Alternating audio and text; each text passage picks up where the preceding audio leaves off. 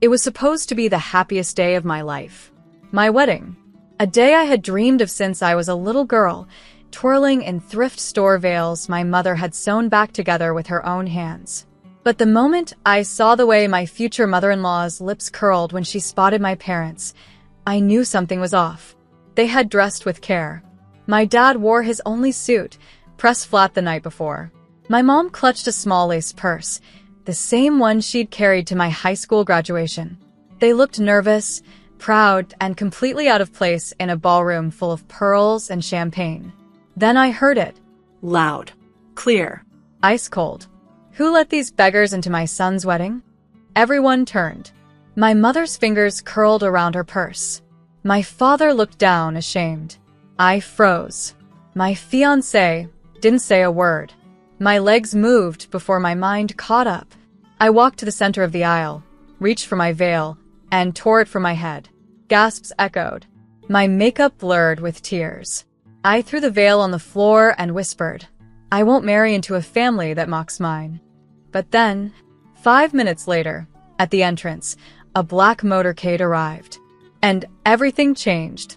The ballroom doors flew open with a sudden gust of cold air. A hush fell across the crowd as the motorcade outside came into view. Sleek, black cars lined up like a presidential convoy.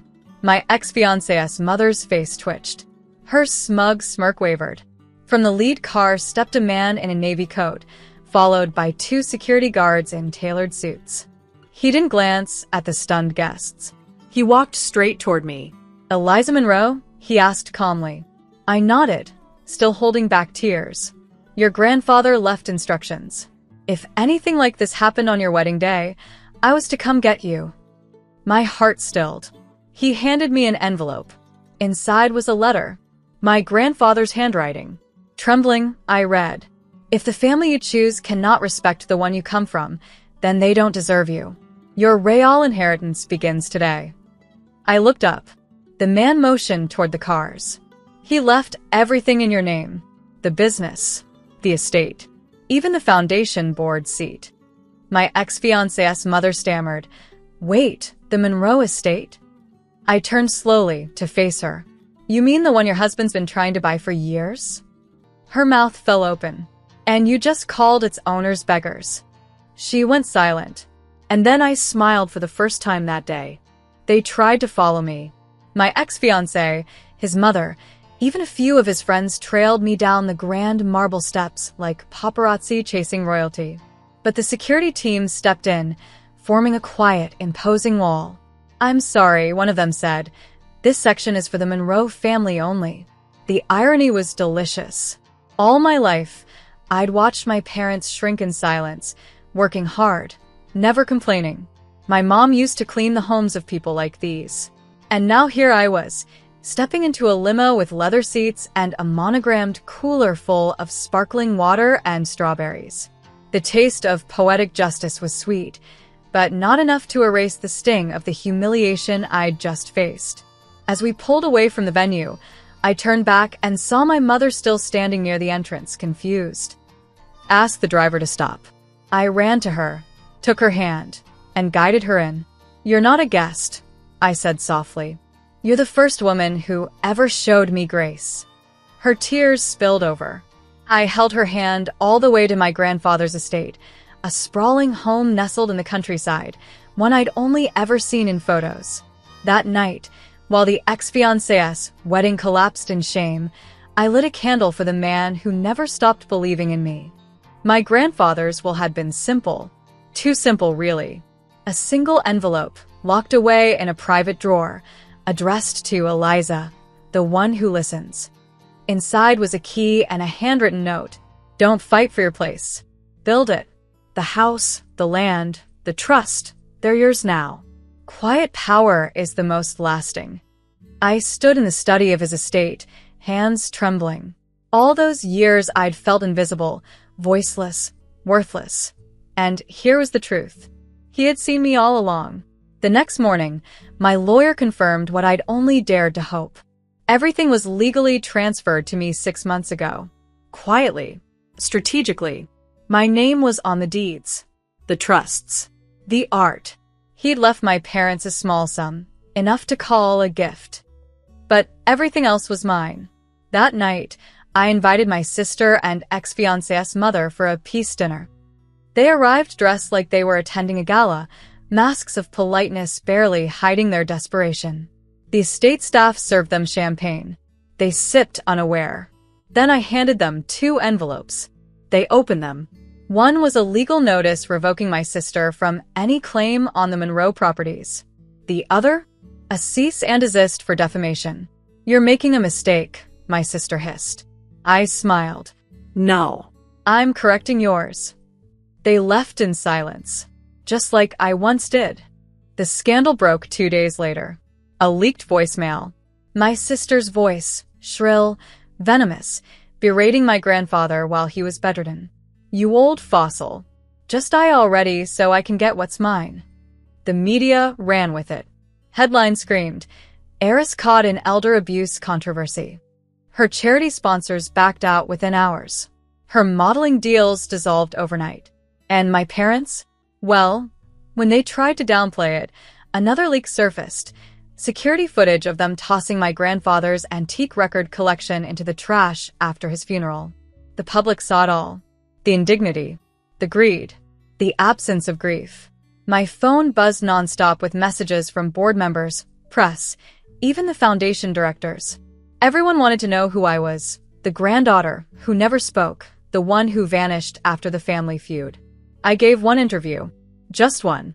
On camera, I said, "My grandfather taught me silence isn't weakness, it's strategy." I didn't fight them publicly, because I didn't have to. The truth always arrives. And when it does, it doesn't knock. It breaks the door down. The anchor leaned forward. "What would you say to your family now?" I looked into the lens, calm and unwavering. "Thank you for underestimating me." By nightfall, the Monroe Estate's website had been updated.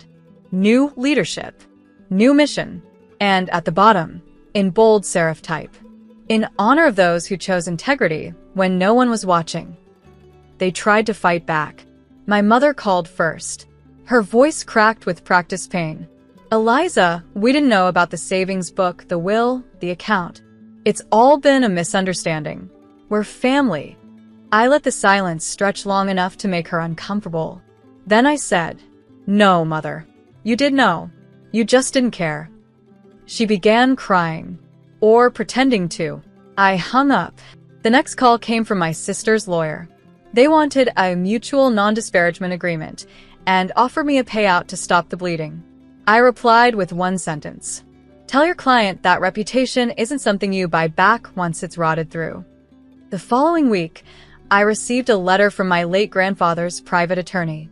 It was something he'd written 2 months before his death, titled, "For Eliza, when the time is right." Inside, handwritten in his elegant scrawl, "I always knew you'd find the truth, even when others tried to bury it. You were never the loudest. You were the listener, the one who noticed. You saw people for who they were and still chose grace. I hope the world finally sees you, too." I cried for the first time in years. Not out of grief, but out of recognition. Finally, someone had seen the real me. Not the forgotten daughter. Not the quiet one. Not the obedient granddaughter. But the woman who survived them all and chose not just to rise, but to stand alone. The bank manager called again. "The story's gone viral," he said, almost apologetic. "The board wants to make a public statement." I told him I wasn't interested in publicity. But he warned me. Someone had leaked part of the CCTV footage. Me standing at the bank. By New Year's Eve, everything had changed. My parents were under investigation, not just for financial misconduct, but also for filing fraudulent claims on Grandpa's estate years before. Turns out, they'd been embezzling from him while smiling in his face. My sister's job dropped her after the news broke. Her company had strict ethics clauses and an aversion to media scandals. She messaged me from an unlisted number. "You ruined us. I hope you're happy." I didn't reply. I was sitting beside the lake house my grandfather left me, holding the keys that had arrived by courier that morning. It was quiet. Clean. Untouched by their greed. I poured tea. watched snow gather on the deck, and breathed. When the media requested interviews, I declined. When lawyers offered settlements, I refused. I didn't want money. I didn't want fame. I wanted clarity and distance. That night, I lit a candle for Grandpa. I whispered a thank you into the silence. For believing in me when others saw nothing worth trusting. For teaching me that justice isn't always loud. Sometimes it's quiet, patient, surgical. I left one envelope on the mantel before I left the house again. Inside, a single photo. My mother, my father, and my sister, laughing at the funeral. On the back, I'd written, "I kept the things he left for me. All you kept was your reflection." And with that,